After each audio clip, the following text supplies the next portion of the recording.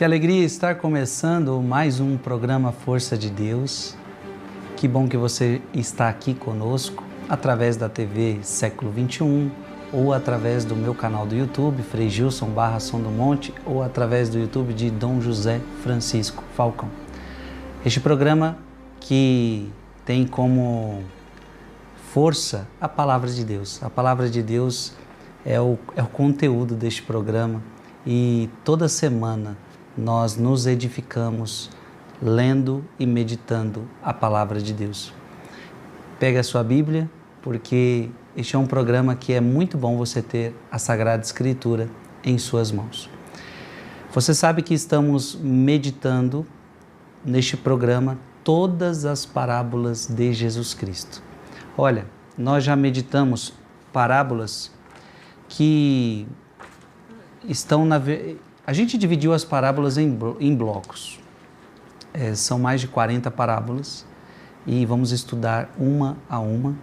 E um dos blocos que a gente separou foi Quem é Deus?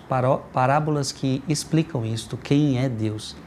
E nós já meditamos a parábola dos amigos do noivo, a parábola da veste nova, a parábola dos trabalhadores da vinha. E no último programa nós terminamos de meditar a parábola do vinho novo. Agora nós vamos adentrar nas parábolas que nos ensinam sobre a fecundidade da palavra. E a primeira parábola que nós vamos meditar é a parábola do semeador. Uma parábola tão conhecida, uma parábola explicada pelo próprio Jesus, mas eu tenho certeza que coisas novas vamos aprender e eu tenho certeza que Deus vai falar muito com você através dessa parábola. Eu vou acolher Dom José e depois ele vai nos orientando que textos que a gente vai começar lendo, porque essa parábola está em vários evangelhos e eu tenho certeza que será maravilhoso. Sua bênção, Dom José, que bom ter o Senhor novamente conosco. Frei Gilson, é uma alegria imensa estar aqui. Deus abençoe sua vida.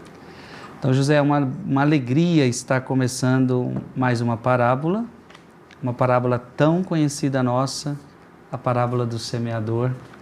Estamos ansiosos para aprender sobre essa parábola. Como o Frei Gilson já disse, conhecidíssima, e de todas, tanto no Evangelho segundo Mateus, como no Evangelho segundo Marcos, como no Evangelho segundo Lucas, é a primeira com uma característica. Ela é explicada pelo próprio Jesus. Nós já vimos vários textos em que o Senhor Jesus, aliás, no próprio capítulo 13, entre a narrativa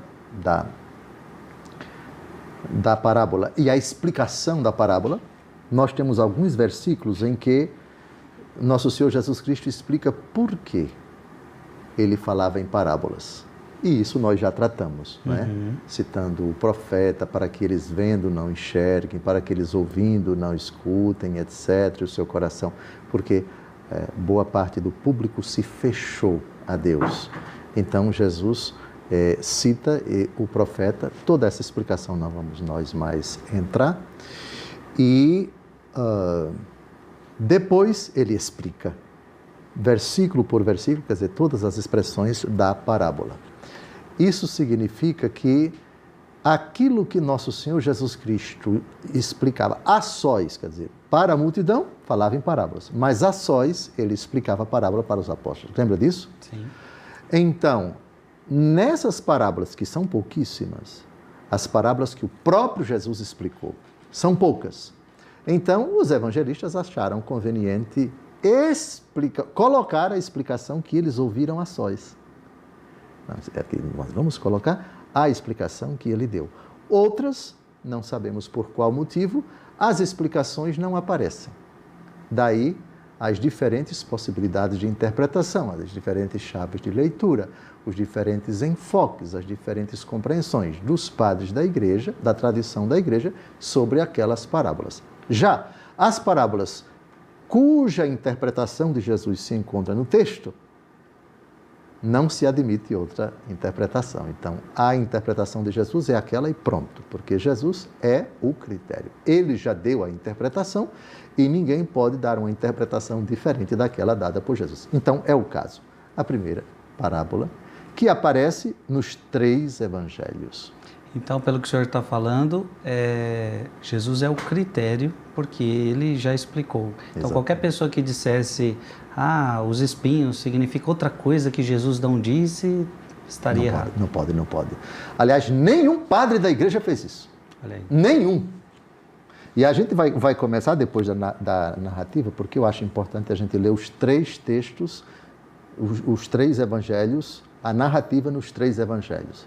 Só para a gente perceber como a gente vem fazendo até agora, né? Sim. Aliás, vamos recordar as parábolas que nós já estudamos até agora, que aparecem. Pronto.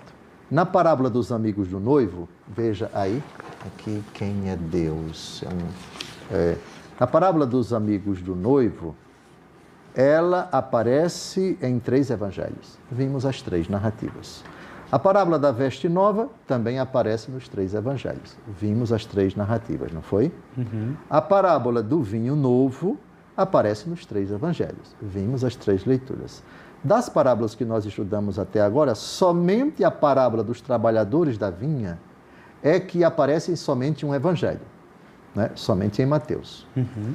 Então, quando uma parábola, a proposta do nosso estudo é essa, quando uma parábola aparece em 2 ou mais evangelhos, convém que a gente faça as 3 leituras. Não é repetição? Não é repetição, porque cada evangelista tem uma forma de redação. E é bom que a gente vai ver, e vocês também vão comparando. Eita, eu vou estudar a parábola assistindo ao vídeo de Dom José e o Frei Gilson. Tá bem, então eu vou botar o papelzinho aqui. Aqui é Marcos, aqui é Lucas. Aí você vai olhando assim, ó. Aqui atrás, né? A finalidade é assim que se estuda a Escritura, né? Assim que se prepara retiro, assim que se prepara a homilia, assim que se faz também leitura espiritual, a leste divina e assim por diante. Isto é, aprender a mexer numa narrativa e também a olhar como é o mesmo relato, o mesmo episódio, a mesma parábola, o mesmo fato, o mesmo milagre, no outro evangelho ou em mais evangelhos, né? Sim. Tá certo assim? Opa! Pronto, então vamos ver o seguinte. Em Mateus, a parábola do semeador está, nós vamos juntar aqui, a narrativa e a explicação. É a primeira parábola, onde a narrativa da parábola está aqui, logo depois vem a explicação. No mesmo capítulo. Entre a parábola e a explicação, nos 3 capítulos, tem alguns versículozinhos ali cujo assunto não é exatamente nem a explicação, nem a parábola. É um assunto que é colocado ali. Isso vai aparecer em Marcos, vai aparecer em Lucas e vai aparecer em Mateus. Veja, antes da leitura, Mateus 13, de 4 a 9, ainda não fizemos a leitura, viu? Certo. Mateus 13, de 4 a 9. Aqui é a narrativa da parábola. A explicação dela está no mesmo capítulo, dos versículos 18 a 23. Confere? Uhum. Isso quer dizer que dos versículos 10 ao 17, nós temos um assunto relacionado, mas que nem é a explicação, nem é a parábola. Ou na ordem, nem é a parábola, nem é a explicação. Ok? Uhum. Vamos a Marcos agora. Evangelho segundo Marcos. Ainda não lemos o teor das parábolas nos 3 evangelhos. Marcos 4, de 3 a 9, é a narrativa da parábola. Ok? E de 13 a 20 é a explicação. Sempre explicação dada pelo próprio Jesus. Isso quer dizer que os versículos 10, 11 e 12 é o assunto relacionado à seguinte questão: por que Jesus só fala em parábolas? Por que Jesus só explica em particular o significado e não explica para o povo. Ok? Isso, então, acontece em Mateus e acontece em Marcos. Vamos ao Evangelho segundo Lucas. Evangelho segundo Lucas, capítulo 8, versículos de 5 a 8, é a descrição da parábola, correto? E de 11 a 15 é a explicação que Nosso Senhor dá. Tá bem?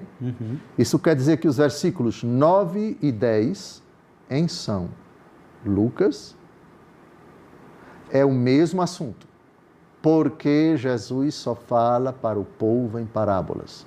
Assunto que nós já tratamos, lembra disso? Lembro. Pronto.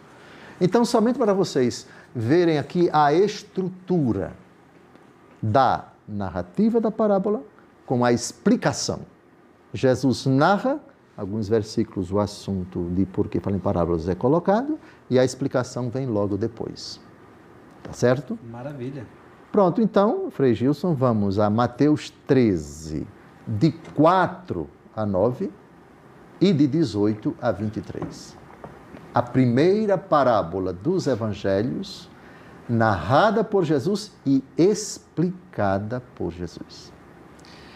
Disse ele: um semeador saiu a semear, e semeando parte da semente caiu ao longo do caminho. Os pássaros vieram e a comeram. Outra parte caiu em solo pedregoso, onde não havia muita terra. E nasceu logo porque a terra era pouco profunda. Logo, porém, que o sol nasceu, queimou-se por falta de raízes.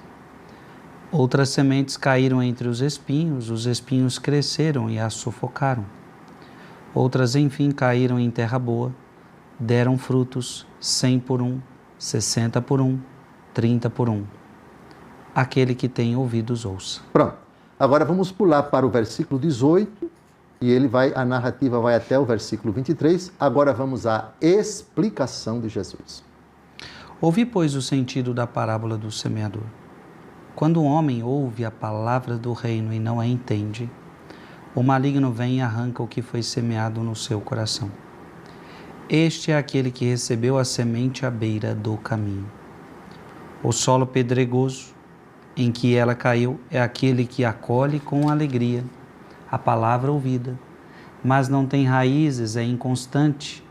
Sobrevindo uma tribulação ou uma perseguição por causa da palavra, logo encontra uma ocasião de queda.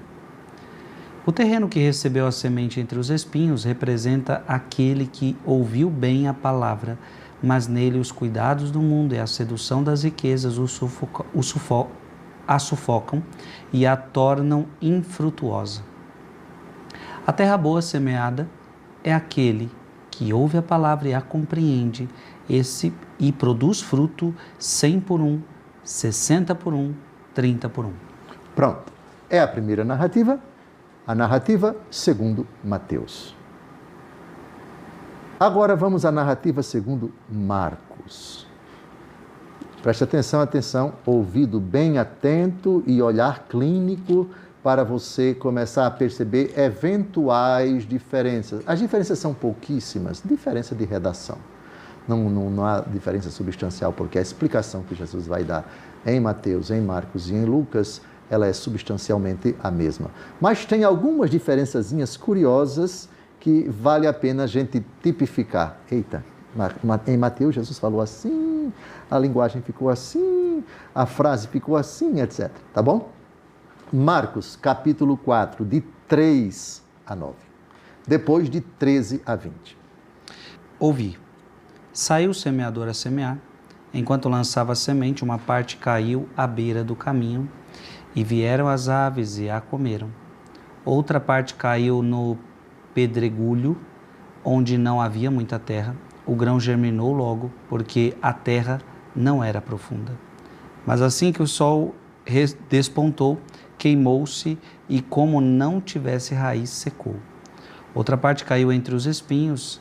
Estes cresceram, sufocaram-na e o grão não deu fruto.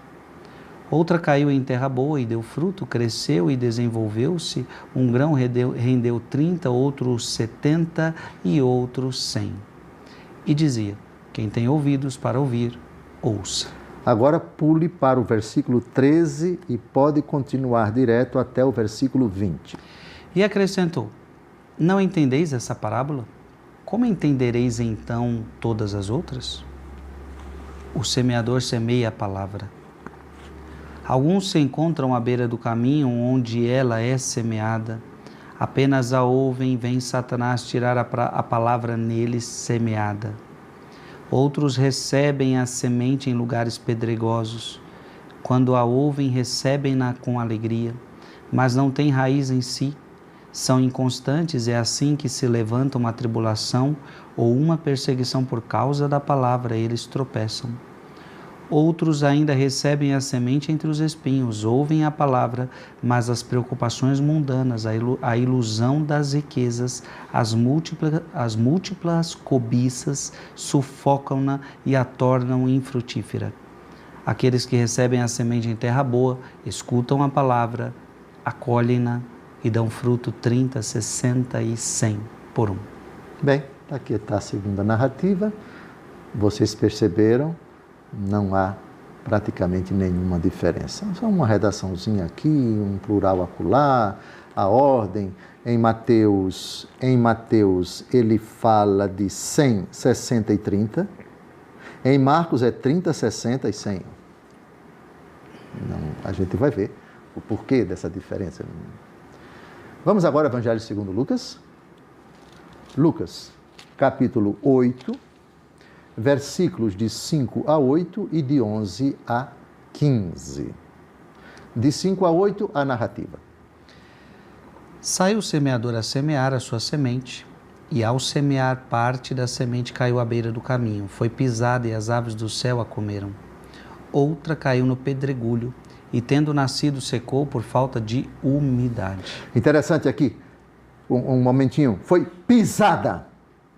Pisada. Dê uma olhadinha em Marcos para ver se aparece pisada. Dê uma olhadinha em Mateus para ver se aparece pisada. Se quiser acompanhar aqui, acompanhe. Aqui. Mateus, não é dito que foi pisada. Não. Mas em Lucas diz que foi pisada.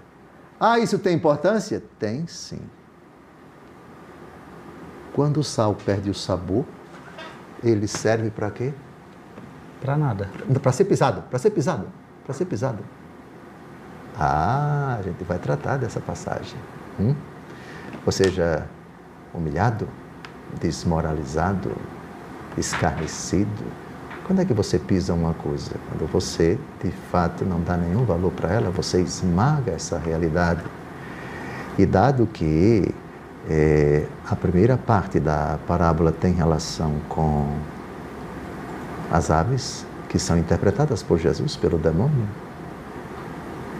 O demônio não apenas tira a palavra, mas também pisa, humilha, desmoraliza, etc. Ah, aqui, avante, a gente vai chegar lá. Avante, avante, pisada. Continue. Versículo 6, Lucas 8. Outra caiu no pedregulho e, tendo nascido, secou por falta de umidade. Outra caiu entre os espinhos, cresceram com ela os espinhos e sufocaram-na. Outra, porém, caiu em terra boa, tendo crescido, produziu frutos 100 por um. Dito isso, Jesus acrescentou, alteando a voz: quem tem ouvidos para ouvir, ouça. Pois bem, repare aqui que só aparece frutos 100 por um. Não aparece 30 por um, nem aparece 60 por um. Uma diferençazinha pequena. Substancialmente, nós já vimos as duas narrativas do Pai Nosso. Na narrativa de São Lucas tem 4 pedidos. Na narrativa de São Mateus tem 8 pedidos. E já vimos por que eles não se contradizem. Porque Lucas resolveu colocar 4 pedidos embutidos nesses outros 4. Já tratamos daquilo. Então, não há contradição de forma alguma. Lucas ouviu daqueles a quem ele consultou que Jesus narrou segundo Mateus e segundo Marcos, mas não achou conveniente colocar 30 por um 60 por 1? Só colocou 100 por 1. E isso tem uma intenção teológica.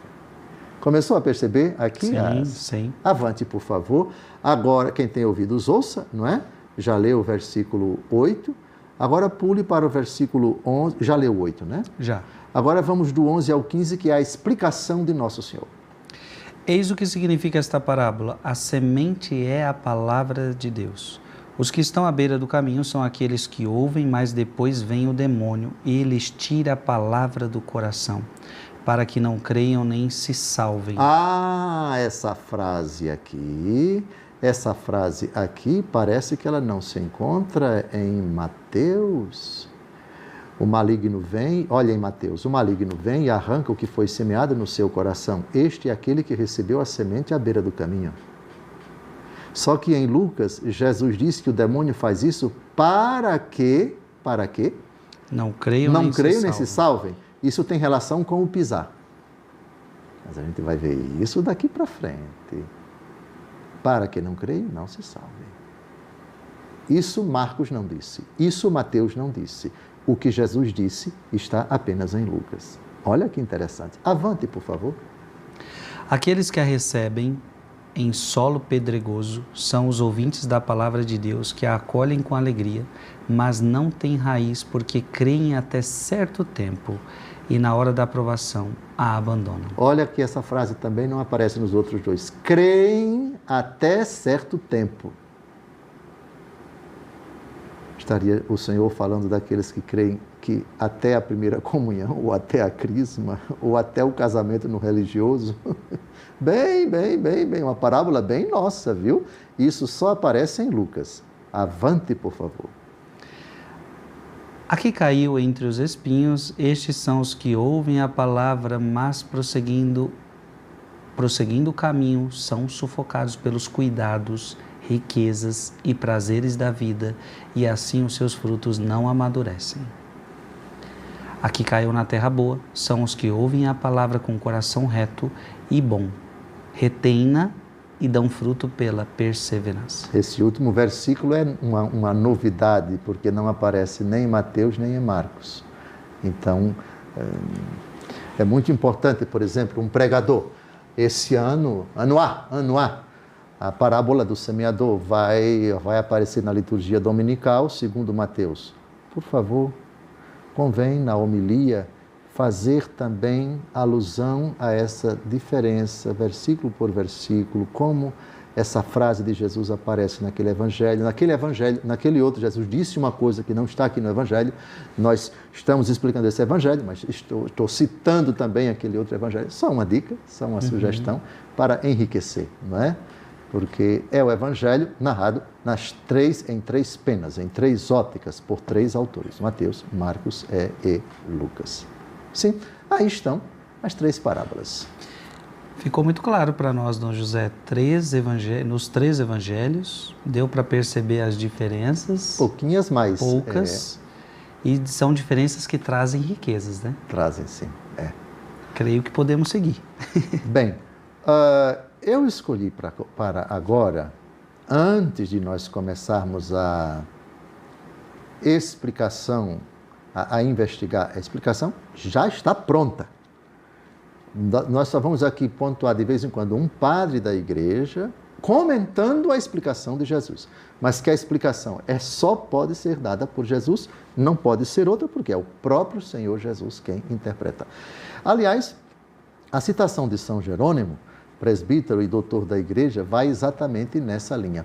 Porque esta parábola e as outras poucas, foram pouquíssimas, acho que umas 4 ou 5 parábolas das 41 nos evangelhos que foram explicadas pelo próprio Jesus. Porque ninguém pode dar outra explicação. São Jerônimo, no comentário ao Evangelho segundo Mateus, livro 2, capítulo 13, parágrafo 3. Reparai que esta é a primeira parábola e que é dita juntamente com sua interpretação. Cuidemos para não dar aos discursos do Senhor explicados por Ele mesmo outra explicação, ou acrescentar ou retirar nada daquilo que o Senhor expôs. Veja os padres da igreja como são rigorosos. Essa não, essa foi Jesus. Então você nem tira nem acrescenta. Não meta seu dedo aí. Exatamente.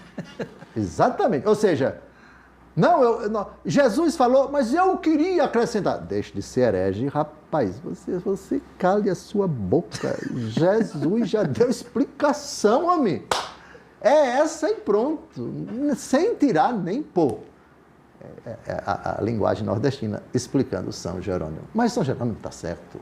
E nenhum padre da igreja dos 7, 8 primeiros séculos, nem nenhum santo que eu saiba, ousou dar uma interpretação diferente dessa de Jesus. Mas está terminando o primeiro bloco. Seria um absurdo alguém chegar, Jesus errou nessa interpretação. Ou foi incompleto. Foi incompleto. Herege. Vai tomar banho e se confessar herege. O que nós podemos fazer é, de fato, explorar o que Jesus falou, tentar mergulhar no que Jesus falou, é o que nós vamos fazer aqui. Então, gente, uma linda introdução nos 3 evangelhos, já para percebermos as diferenças. Então, o programa só está começando. Vamos dar um breve intervalo para a gente retornar, tá? Então, fica aí com a sua Sagrada Escritura aberta. E vamos continuar essa meditação tão linda da parábola do semeador. E vamos entender qual a riqueza de tudo que Jesus ensinou com esta parábola. Até daqui a pouco.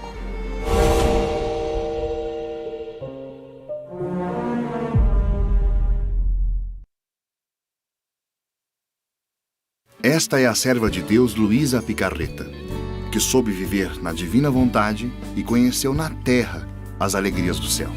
Quer saber mais? Acesse o site www.divinavontade.com.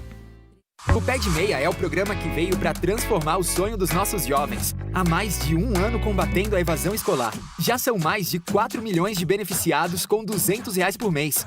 Quem passa de ano recebe um depósito de R$1.000. Estudantes no último ano do ensino médio que fizerem os 2 dias de provas do Enem recebem um bônus de R$200. O Pé de Meia é um incentivo para você frequentar as aulas e investir nos seus sonhos. Ministério da Educação, Governo do Brasil, do lado do povo brasileiro. Como faz para saber mais sobre a Associação do Senhor Jesus? Basta você acessar o novo portal ASJ. Lá você encontra quem somos, os próximos eventos, pode pedir sua revista digital, assistir a programação ao vivo, entrar em contato conosco e muito mais. Acesse agora mesmo portalasj.com.br.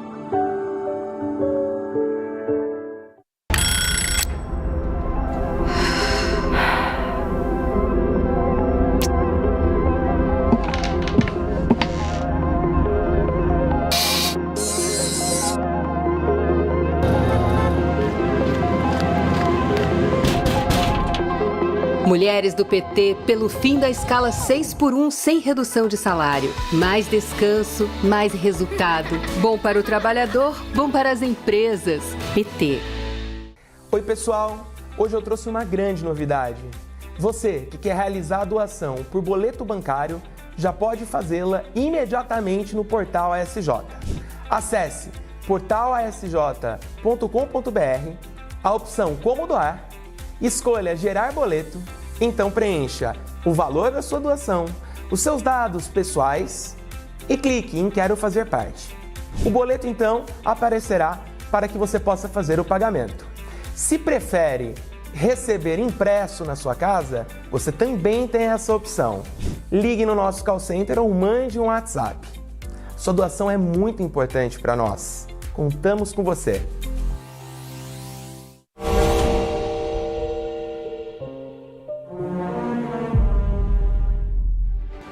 Estamos de volta ao programa Força de Deus. Que bênção está sendo o nosso programa, que bom que você está aqui. Começamos a meditar a parábola do semeador.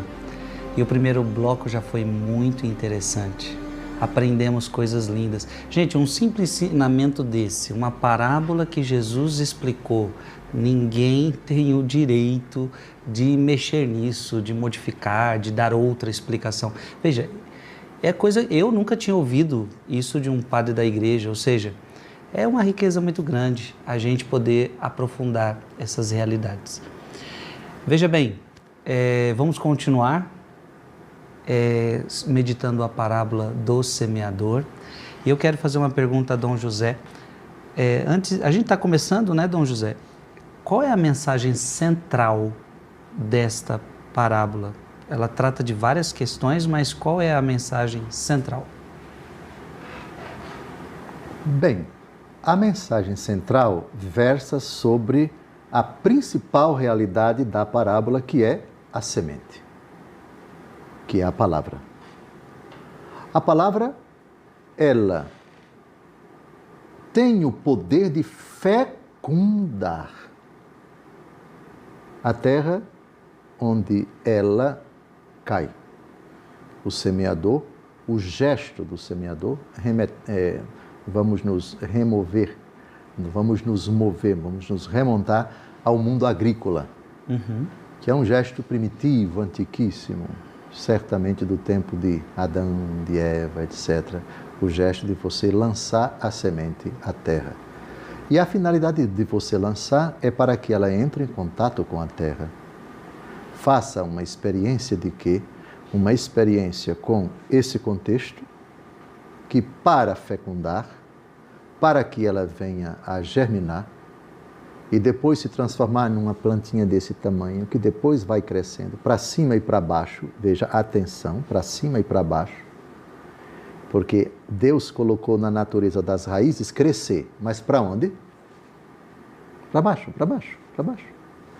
E Deus colocou na natureza do caule e das folhas e dos frutos crescer para onde? Para cima. Para cima. 2 crescimentos. O crescimento para baixo tem várias finalidades que podem ser sintetizadas em 2. Fixar a planta para que ela, diante das intempéries, etc., ela não caia por terra. Então, o alicerce. E também tirar o alimento, a substância, que vai ser, digamos assim, distribuída pelo caule, pelos ramos, pelas folhas e pelos frutos. É maravilhosa a natureza. A natureza tem essa... Deus Todo-Poderoso não faz nada imperfeito. O senhor me fez recordar de quando eu era criança, nas escolas, eu acho que era comum, pelo menos na minha época, de ensinava a gente a plantar feijão. Também. Eu sou do interior e tive essas aulas assim também, sim. Pois bem, então veja, por que o semeador lança a semente à terra? Não entramos ainda na parábola, mas fica agora com essa imagem. Por que o semeador lança? Porque Deus colocou na natureza da semente que ela só pode germinar com o contato com uma realidade fecunda. Uma realidade que é necessária para que ela germine. Não, você pode falar hoje com a linguagem laboratório, nós podemos substituir a terra, Tá bem. Existem mecanismos, digamos assim, laboratoriais, não é? Num laboratório de botânica, num laboratório, numa universidade, num laboratório de pesquisa, você cria as condições artificiais da terra, substitui a terra por um conjunto de, de líquido, de sólido, etc., e a semente não precisa da terra. Certo, mas isso é artificial, por favor. Jesus, 2000 anos atrás, no tempo em que Jesus disse essa parábola, o comum, o normal, é a experiência a mais primitiva que você possa imaginar, de um lavrador que vai para a terra, o semeador que simplesmente semeia. Esqueçamos, paremos de querer colocar realidades modernas e tecnologias, etc. Não, por favor, remonte-se ao pensamento de Jesus, que lançou mão de uma experiência muito comum do seu tempo, que hoje a gente percebe ainda nos interiores do Brasil. O interior, talvez não na cidade grande, mas às vezes até na cidade grande, uma horta de uma cidade grande. Qualquer cidade grande, até São Paulo, que é a maior cidade, Vossa Reverendíssima mora lá, tem muitas hortas. Não é? No nosso sítio tem uma horta. Pois bem, então, veja, é isso. É colocar na terra para que ela fecunde. Para que ela, atenção, morra. Entenda-se, quando é que uma semente morre? Quando ela eclode e ali surge a vida numa outra perspectiva. Ela é uma vida, ela contém o potencial genético. A vida está ali dentro da semente, mas é preciso que ela faça uma experiência de silêncio, de trevas, porque ela vai ser... É preciso que você cubra, né? Se você não cobrir, o sol vai ser impiedoso com ela e ela não vai ter condições de germinar. Então você joga, você cobre a terra, não é? Se o grão de trigo, essa é a expressão de Jesus, não morre, ele não dá muito fruto, mas se ele morrer, ele dá. Lembra dessa expressão no capítulo 12, se não me engano, do Evangelho segundo João, se o grão de trigo não morrer. Que coisa linda! Jesus está falando da morte dele, e primeiro da morte de nosso Senhor e da sua ressurreição. Como quer dizer, é necessário, está chegando a minha hora. Ele é a semente que vai fazer a experiência de ser jogada na terra e vai ser coberta, o seu corpo vai ser colocado no túmulo e assim por diante. E 3 dias depois vai eclodir a eclosão da ressurreição. Então, a semente tem a potência da fecundidade. Por outro lado, as diferentes situações em que a semente se encontra, aí nós vamos ver todas elas, ou seja, para que a semente seja fecunda, é preciso que da nossa parte haja correspondência. A semente por si só ela tem o poder, mas se nós não quisermos, ou se nós desleixarmos, ou se nós não permitirmos, vêm realidades que vão impedir o crescimento dessa semente. Realidades exteriores, as aves, e Jesus vai explicar quem são, o demônio. Depois vem as preocupações da vida, não é? Aí vem os espinhos, vem a terra que não tem, né? Pedregulho, etc. E tem a outra situação. Em todas essas circunstâncias, nós temos realidades que orbitam em torno da pessoa para a qual a semente é lançada, em cujo coração a semente é lançada. De sorte que os diferentes resultados da parábola, do ato de semear, isso quem faz é o semeador, vai depender de nós. Ou seja, para que você tenha uma plantação, é preciso que haja uma conjunção de fatores. A semente tem que ser boa. Hoje se fala de geneticamente modificada e tal. Você vai num supermercado e você compra aquele sachê, não sei se é um sachê, é um saquinho cheio de semente, né? De vários legumes, várias frutas, etc. E não, ali você tem o comprovante de que passou pelo laboratório, está aprovado, é uma semente segura, tal e tal. Mas isso não é suficiente. É preciso que haja no exterior daquele lugar onde a semente vai ser lançada, um concurso de fatores. A terra tem que ter o mínimo de nutrientes. Não pode ser muito arenosa, porque vira areia da praia, por exemplo. Não pode ser muito pedregosa, porque vira... Não, aqui não tem... Então, é preciso que a terra, para aquela cultura, tenha um mínimo de características. Aí se fala de pH acima de tanto, pH tanto, se faz o exame da terra para ver quanto tem de potássio, de nitrogênio, enfim. Cada plantação, cada cultura tem um requisito próprio. Essa planta não dá aqui nessa região, por quê? Porque o solo não permite e tal e tal. Já aqui dá porque eucalipto. Não dá em certos terrenos. Aquela outra não dá em terreno muito acidentado, com muito declive ou aclive, enfim, todas essas realidades, né? Deus Todo-Poderoso colocou nas diferentes culturas certas exigências de clima. Essa daqui, em ambiente que chove muito, não pega. Aquela outra que chove pouco também não pega, etc, etc. Por isso que certas plantas, se você tentar colocar numa região, não pega de jeito nenhum, porque o clima não é próprio para ela, porque ela requer um outro tipo de clima. Às vezes não é só o clima, é também o solo, às vezes é a quantidade de água e também. Então, é um conjunto de fatores, como que a dizer a palavra de Deus para que ela dê frutos. Não, por que é que a palavra de Deus há tantos frutos naquela família que é abençoada, que, enfim, todos temem a Deus, etc, etc, e naquela outra família não dá frutos? Pronto, você chegou na parábola certa. Porque temos 4 situações aqui, não é fácil, mas é preciso você analisar serenamente, diante de Deus, porque na vida daquela pessoa a palavra não está dando fruto, ou porque está dando tanto fruto. Pronto, esse é o tema geral da parábola. Muito bom. Eu tenho receio de fazer perguntas e ser redundante com o que o senhor vai nos trazer. Mas o que me parece é que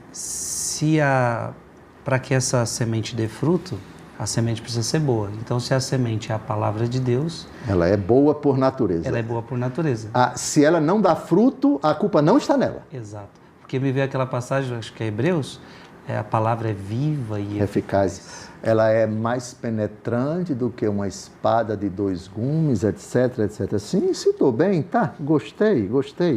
Vamos à carta aos Hebreus. Eu vou chutar, ou é 4 ou é 5, viu? É 4. É 4. Descubra aí, por favor. 4:12. Leia, por favor. Porque a palavra de Deus é viva, eficaz, mais penetrante do que uma espada de 2 gumes e atinge até a divisão da alma e do corpo, das juntas e medulas, e discerne os pensamentos e intenções do coração. Continue. Nenhuma criatura lhe é invisível. Tudo é nu e descoberto aos olhos daquele a quem havemos de prestar contas. Perfeito. Então, as 3, né? As 3 situações em que a palavra não frutifica, e nós já sabemos quais são as 3, e vamos ver a explicação de Jesus, que aliás já foi lida nas 3 narrativas, a culpa não é da palavra, nunca foi da palavra, nem será da palavra. Como Vossa Reverendíssima citou um texto do Antigo Testamento, eu vou lhe dar o troco. Do Novo Testamento. Sim, do Novo, esse texto é do Novo. Isso. Mas eu vou citar uma do Antigo. Eu acho que Isaías capítulo 55. Vá abrindo. Em síntese, é assim. A palavra não volta para mim sem que ela produza o seu fruto. Então, ela produziu. E veja que bonito. Mas a gente vai ver depois. E se eu esquecer, trate Vossa Reverendíssima de me lembrar. Como é que a palavra de Deus voltou para ele e produziu o seu efeito numa pessoa que não quis se arrepender de jeito nenhum? Vamos então primeiro a Isaías capítulo 55. Encontrou o texto?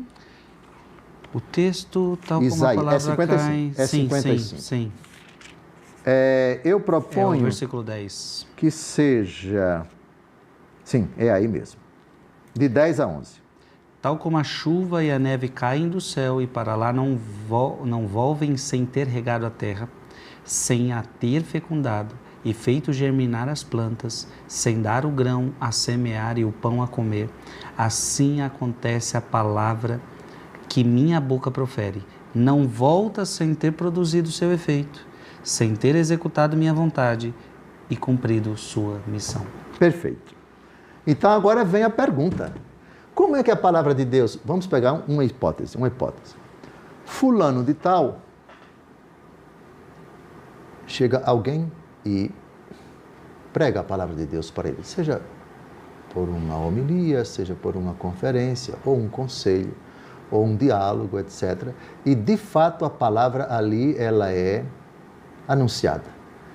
Ele é exortado, ele é convidado a renunciar ao pecado.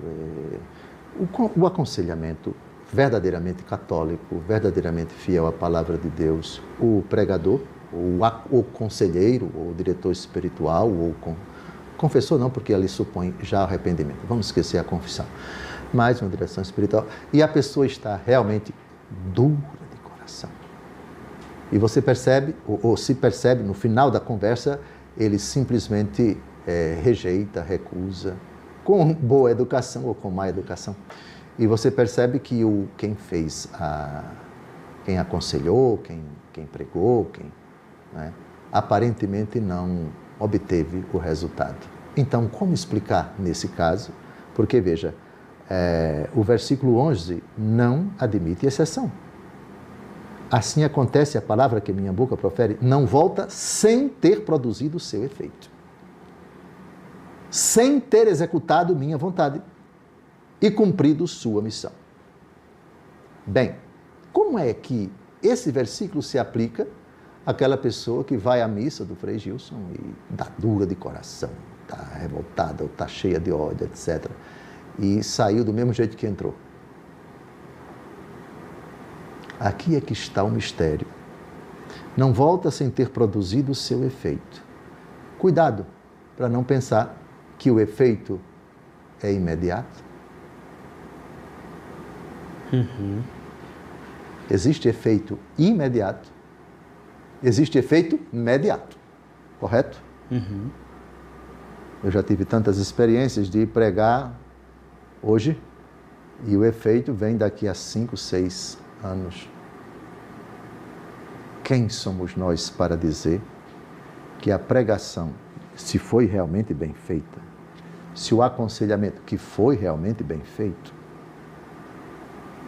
fulano agora deu sinais de que não deu a mínima.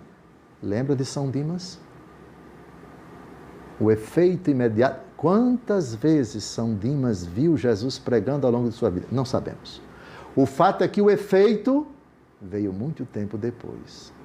Até poucos instantes antes de morrer, ele blasfemava com o outro colega, não era? Sim.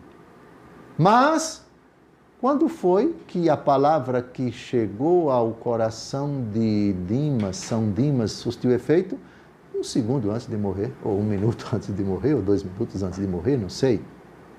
Quem somos nós para dizer que porque fulano agora, não se arrependeu, não deu a mínima, fez pouco caso, debochou, insultou, entrou por aqui, saiu por aqui. Olha a palavra de Deus como é misteriosa. Ela não acontece. Assim acontece a palavra que minha boca profere, não volta sem ter produzido o seu efeito. Bem, e naqueles que na hora derradeira se encontrarem em pecado mortal, onde está o efeito?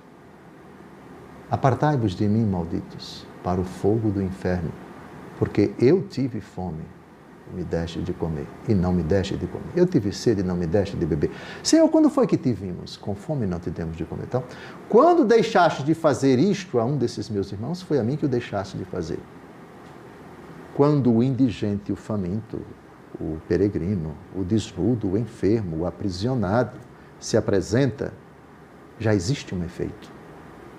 O problema é se você permite que esse efeito continue ou não. Ainda que você negue na hora, não queira, não acolha, não reconheça, não se dobre, não seja caridoso, não seja isso, aquilo, outro, o efeito já foi produzido. Só que esse efeito não teve impacto na vida da pessoa. Então, até nos condenados, até nessa situação extrema, essa palavra é verdadeira. O efeito de uma rejeição a Cristo, que pode ser e será punida com o fogo do inferno, da parte de Deus, o efeito já foi dado, o amor foi manifestado. Tanto Deus amou o mundo que enviou o seu Filho para que todo o que nele crê não pereça. A finalidade da palavra é chamar a conversão, convidar a mudança de vida. Só que existe um efeito com Deus e um efeito sem Deus. Efeito com Deus, salvação. Efeito sem Deus, condenação. Seja isso nesta vida, seja isso na outra vida. Portanto, essa frase, a primeira, ela é completamente verdadeira. Só que tem enfoques diferentes para o condenado e para o salvo. Sem ter executado minha vontade. Quando a palavra chega ao coração de uma pessoa, é vontade de Deus que essa palavra salve. A vontade de Deus não é que ele peque. Essa é a parte da criatura. Quando a palavra chega a esse coração, ela já cumpriu a vontade. Ide e pregai. Jesus não disse, ide e pregai apenas para aqueles que vão se converter. Ide e pregai. Minha vontade é essa. Transmitam a palavra. Transmitindo, independente da reação de quem vai escutar, e se essa reação vai ser negativa agora e daqui a uma semana vai mudar, ou daqui a 2 semanas e assim por diante, epa! Isso aqui, Jesus não tratou por meio do profeta nessa frase, sem ter executado minha vontade. Qual é a vontade de Deus? Que todos se salvem. Quando a palavra chegou a esse coração, a vontade de Deus é salvar esse homem. Se ele não se salvar, não é porque Deus não tem a vontade de salvá-lo, é porque a vontade dele é de não aceitar a salvação. Ficou claro? Sim, sim. E cumprido sua missão. Qual é a missão da palavra? Salvar. Qual é a missão da palavra? Levar ao conhecimento da verdade. 1 Timóteo 2,4, Deus quer que todos se salvem e cheguem ao conhecimento da verdade. Correto? Sim. Só que a salvação depende do meu sim. E ela não é operada em mim se eu disser não. Mas da parte de Deus, ela cumpriu sua missão. Vocês vão, se vocês chegarem numa cidade e não forem bem recebidos, sacudam o pó, poeira de vossos pés, e partam para outras cidades. Lembra disso? Sim. Cumpriu a missão. Só que aquilo que eu trouxe no cumprimento da missão do Senhor em transmitir a palavra, você não quis. O problema é seu. Mas que ela cumpriu a missão, cumpriu. Então agora leia com atenção o versículo 11, para ver se as três situações ficaram bem claras. Assim acontece a palavra que minha boca profere. Não volta sem ter produzido seu efeito, sem ter executado minha vontade e cumprido sua missão. Ficou muito claro. Eu pensei nesse texto também, quando o senhor trouxe, eu falei, era outro texto que eu estava pensando. Sim. E o senhor falando também, me veio muito aquele texto que a palavra de Deus vem para corrigir, vem para exortar. Ou seja, fazendo isso, ela já cumpriu o chamado dela. 1 Timóteo e 2 Timóteo. Exato. Sim. Perfeito. Como estamos a 4 minutos do final do programa, eu agora me sinto num dilema. Porque se nós começarmos a explicação, nós não vamos passar de Mateus 13, versículo 4 e a respectiva explicação de Nosso Senhor, mas tudo bem, vamos lá. Vamos ao primeiro versículo, a primeira situação. Vamos começar. Mateus, capítulo 13, versículo 4. Disse ele, um semeador saiu a semear. E semeando, parte da semente caiu ao longo do caminho. Os pássaros vieram e a comeram. Muito bem, então, quem é o semeador? Quem é a semente? O que significa a beira do caminho? E quem são os pássaros? É isso que a gente quer saber. Com a palavra, Jesus. A explicação desse versículo 4 está no versículo 19. Jesus explica quando um homem ouve a palavra do reino e não a entende, o maligno vem e arranca o que foi semeado no seu coração. Este é aquele que recebeu a semente à beira do caminho. Bem, então nós já sabemos aqui que a semente é a palavra do reino, correto? Já sabemos também que os pássaros são o maligno, correto? E o caminho, o contexto onde a semente cai, a beira do caminho, tem relação com o seu coração, ok? Então, este é aquele que recebeu a semente à beira do caminho. Aqui é impossível a gente não citar, Frei Gilson, a frase de Jesus em João capítulo 14, versículo 6. Eu sou o caminho, a verdade e a vida. Preste atenção se aí na expressão à beira do caminho. À beira. Nós temos, às vezes, o poder de colocar a palavra que nós ouvimos à beira, ou seja, do lado, e não no próprio caminho, você marginaliza uma realidade marginal. Marginal, no sentido do trânsito, é positiva, mas do ponto de vista moral, exato, exatamente, marginal. Como estamos a 1 minuto e 20 segundos do final, eu proponho que a gente pare por aqui e